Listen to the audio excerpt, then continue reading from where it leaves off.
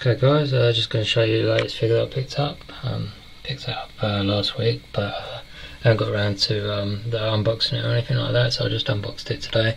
And it's the Bill the Butcher from Gangs of New York, obviously, Daniel Day-Lewis. And yeah, it's by the Redman toys, which sort of like are known as like a little bit of a bootleg company and all that. But yeah, so this is the second version they've actually done of the figure. The first version was just the classic look of Bill the Butcher. This is I guess like the war version, if you like. He's obviously wearing the skull cap, and it's a different style of ribbon around the hat. And this is different clothing and all that, and you can see the snow effect on the boots, because this is meant to represent Bill the Butcher from the scene, the 5 Points battle, I guess.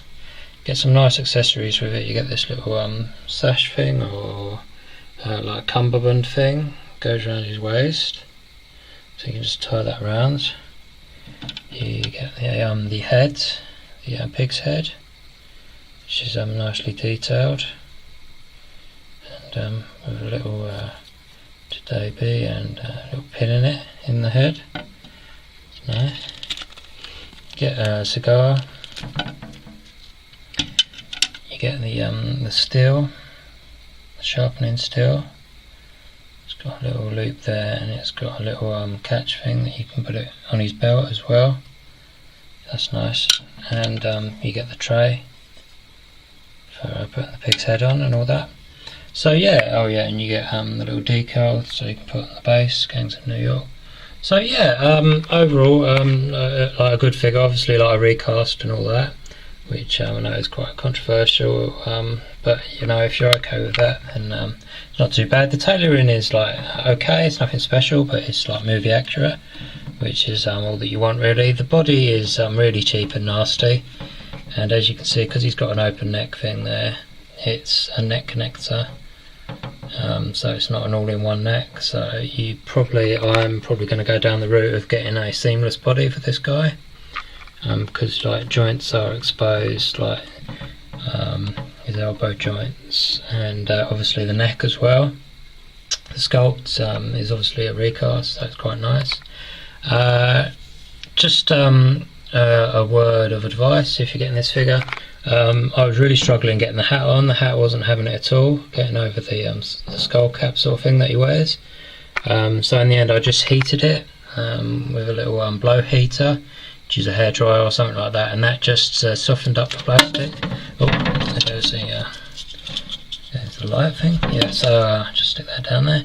So yeah, so you just have to heat that up for a couple of minutes. Make sure that it doesn't get too hot and all that, because it will actually melt the plastic. It's quite a soft plastic, but if you just heat it up and then squeeze it over the head, then it'll fit, but it doesn't ordinarily.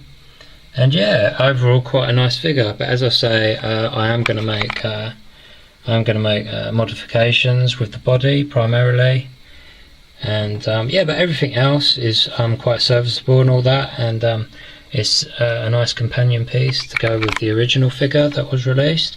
I'll just show you that I've made a few modifications with the older figure that they released, and I'll just show you that side by side with this figure, and how I'm probably going to display this figure. I'm probably not going to display him with the hat. And oh yeah, and I'll show you the jacket as well. It comes with a trench coat. So yeah, it's kind of like replicating the look of the 5 Points battle that's in Gangs of New York. Quite iconic battle sequence, you know, pretty bloody and gory and all that. So yeah, let me just show you him with maybe his jacket on, and the original figure that okay Redman, guys, so there's produced. The first figure that Redman produced, like the classic look, I guess, with the red jacket. And yeah, I did make one or two modifications there. I just stiffened up the clothing with some just some water and soap, and let that dry, and that stiffens up the clothing, makes it look a little bit better. Also swap the body out for a body with a neck, because like this figure, it hasn't got any neck, it's just a head. So it probably would work better with an all-in-one body, you know, with the neck attached and all that. So yeah, there's oh yeah, and I just done a little paint application as well on the face, made him look a little bit more pale and like a little bit more dirty looking, because you know, that's what I remember the film for being, like it's all dirty and grimy and all that, obviously set back in, you know, the 19th century and all that, where, you know, people probably didn't have you know, a shower or a bath whatsoever, you know, during the whole lifetime, so they would have been really dirty looking, much more than you can imagine, you know, anyone today really, but you know, it's like a different era and all that. So yeah, as you see, there is quite a height difference, because this new body, I've actually got extra long ankle pegs on there, and I'll just stretch the trousers a little bit to compensate for the added height, because Daniel Day-Lewis is quite a tall guy, you know. He's I think he's listed as 6'4" on Internet Movie Database, so I like my figures to be as like height accurate as possible. So as you can see, this guy's a lot shorter. So yeah, I'll see what I can do about that. Maybe put him on extra long ankle pegs or something like that. But yeah, I would like to like bump his height up eventually. But yeah, so there's the two looks. As I say, I think I prefer this look, but that looks also really cool.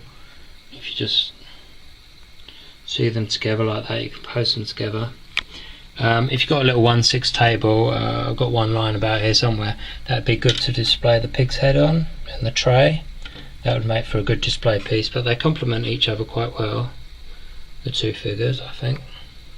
So yeah, I'll just show this guy in the trench coat, the long coat that he comes with, and show you what that looks like. And so I've got him posed up with the meat cleaver and the machete just prior to he goes into battle.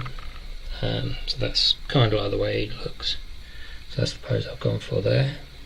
Okay guys, so there's just look at the two figures, and I've got the jacket on now. Looks pretty good and all that, all tattered and you know, frayed and all that, but that's quite good for the look. Obviously quite matches the feel of the figure and all that. And yeah, as I say, you know, quite a nice figure just out of the box. But as I say, the body is, you know, a really cheap jack and all that, and you know, you've got that unsightly gap, you know, with the neck connector and all that. So you know, ideally you want a seamless body or a body that's got a all-in-one neck connection. That would make the figure look a whole lot better, obviously.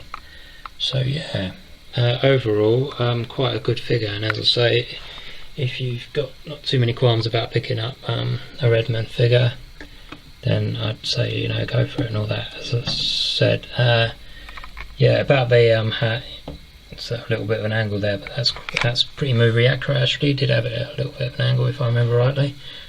So yeah, if yours is anything like mine, you won't be able to get that hat on over the like skull cap thing when you get it out of the box. So just heat it with a hairdryer or heater or something like that, so it's just soft enough so you can squeeze it over the head, and then once it's been on the head for a little bit, then it will actually you know, expand to that size, so you won't have any problem with getting that hat on again.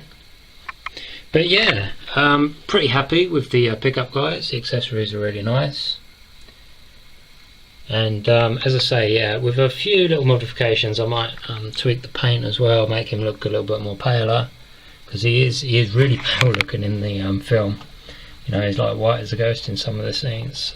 So it looks like he hasn't seen the sun in like about a year or something like that.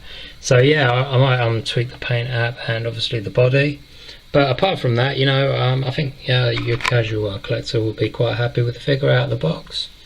As I say, I'm quite into this hobby and all that, so I probably will like look at defects where there's not really defects to be seen. But yeah, overall, you know, quite happy with the figure, and should be fun to sort of like, as I did with the first figure, just, you know, play around with him a little bit and you know, made some tweaks and fucked about with him and stuff like that. So yeah, thanks for watching that, guys, and yeah, hopefully I'll be back with another review shortly.